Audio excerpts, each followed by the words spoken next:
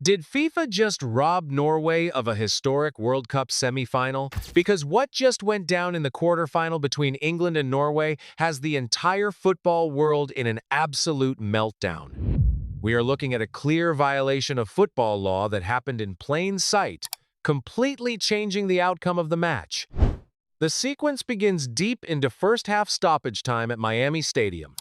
Norway is leading 1-0 on a stunning 36th-minute clinical strike by Andreas Schjelderup, completely matching the tournament favorites on the pitch. To restart play, Norwegian goalkeeper Erling Haaland steps up and launches a massive goal kick down the field. But mid-flight, reality glitches. The ball collides with the overhead spider cam rigging. The raw footage is undeniable. Broadcast cameras and fans watch the ball completely lose its natural aerial arc, jittering and dropping straight out of the sky. Haaland immediately slaps the turf in fury, demanding French referee Clement Turpin stop the game. Erling Haaland, the goalkeeper, and the entire coaching staff are completely unified, launching furious on-field protests because they all clearly saw the ball strike the overhead wire, but the referee ignores it all. Play carries on. England's Anthony Gordon controls the loose, dropped ball on the left flank, slices it inside to Jude Bellingham, and the Real Madrid star buries a low finish past Haaland to score a scandalous equalizer right before the break. Under IFAB Law 9, if the ball touches an outside agent like a suspended camera cable, the referee was legally required to blow the whistle instantly and restart with a drop ball the exact millisecond that contact occurred. But the real insult to the sport came after the whistle. FIFA released a graphic claiming their advanced ball sensors detected absolutely zero contact with the wire. Are we seriously supposed to believe this? This is the exact same high-tech chip that perfectly detected a microscopic graze off a player's hair against Croatia. But when a heavy match ball strikes a thick steel stadium cable, the sensor suddenly goes completely silent? Does FIFA really want that legendary 1986 Argentina-England rematch that bad? Because looking at this match, the script worked perfectly. Early on in the second half, the structural bias shifted into absolute overdrive when Norway scored a goal that would have won them the match in regulation time. It was a crucial corner kick sequence that should have put them 2-1 up, but instead, the officials found a way to completely wipe it off the board. Before the ball was even kicked, Erling Haaland was locked in a standard physical duel with an English defender. Haaland got both hands on his opponent's body to establish position, giving a physical push that sent the defender falling straight to the turf. Because that defender was flat on his back, he was completely unable to defend the incoming cross, allowing Torbjørn Heggem to bundle the ball flawlessly into the back of the net. The stadium erupted, but the celebration was instantly cut short.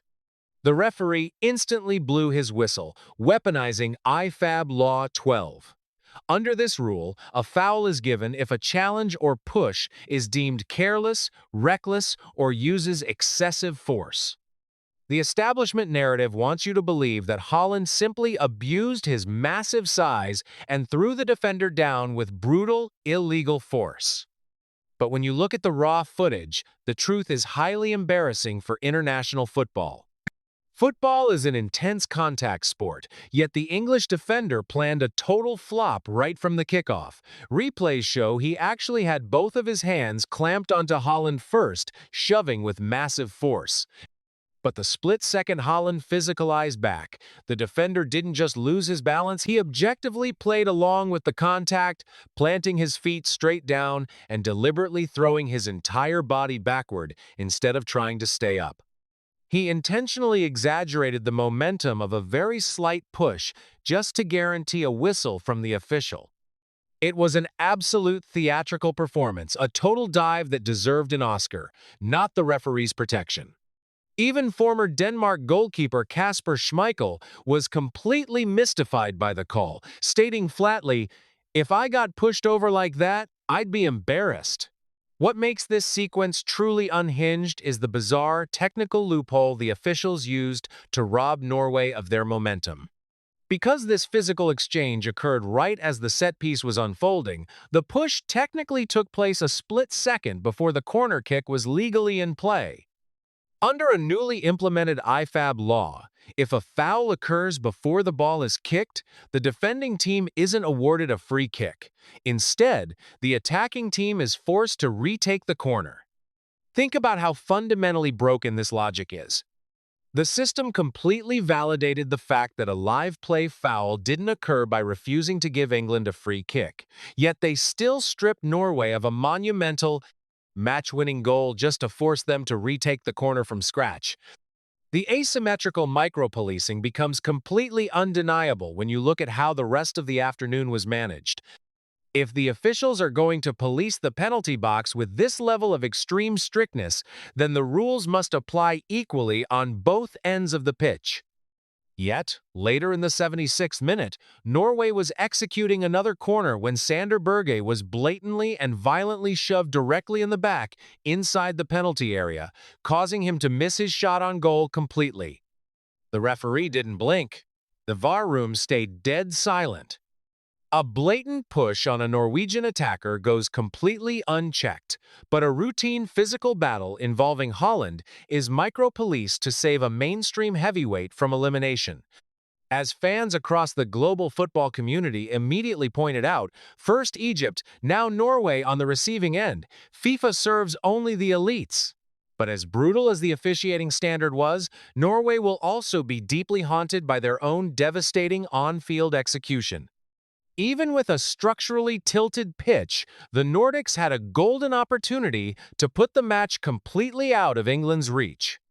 When they were leading 1-0, Alexander Sørloth broke loose on a lethal, wide-open 2-against-1 counterattack. Erling Haaland was sprinting completely parallel to him, practically begging for the square pass that would have locked in a monumental 2-0 cushion. Instead of releasing the ball, Sørloth hesitated, cut inside, and completely blew the opening. The missed clinical finishes continued to stack up. Later in the half, Julian Ryerson whipped an absolutely flawless, world-class cross into the penalty area.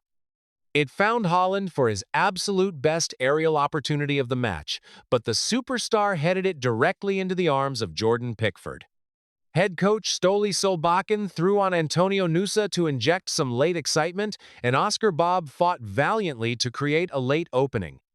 But under the relentless, freezing rain that beat down on the stadium for a solid 2 hours, Norway's spirit was completely dampened.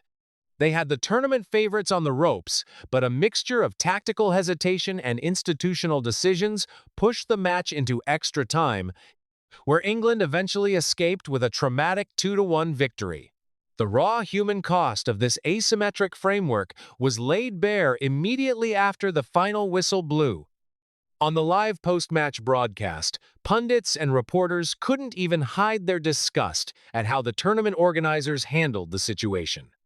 When asked what people around the stadium were saying, reporters on the ground noted that the language being thrown around by furious fans was completely inappropriate for television. The reality is that nobody trusts FIFA anymore. Pundits openly stated that this organization has brought this massive wave of conspiracy theories entirely on themselves by the way they operate. They behave like an establishment that answers to no one, doing whatever it wants, whenever it wants, and simply brushing controversial incidents completely under the carpet. The Norwegian bench reacted immediately to the cable strike, but because official complaints reached FIFA minutes after the game had already progressed, the system was never going to backtrack. To strip away a goal that happened several minutes prior would have been an incredibly bad look for the global broadcast. This level of severe distrust didn't happen in a vacuum. It has been building across the entire tournament, especially after the absolute red card shambles earlier in the competition. When a multi-billion-dollar organization rules with this level of unchecked autonomy, it leaves the public, the media, and the viewers with one undeniable realization: you cannot trust them to tell the truth.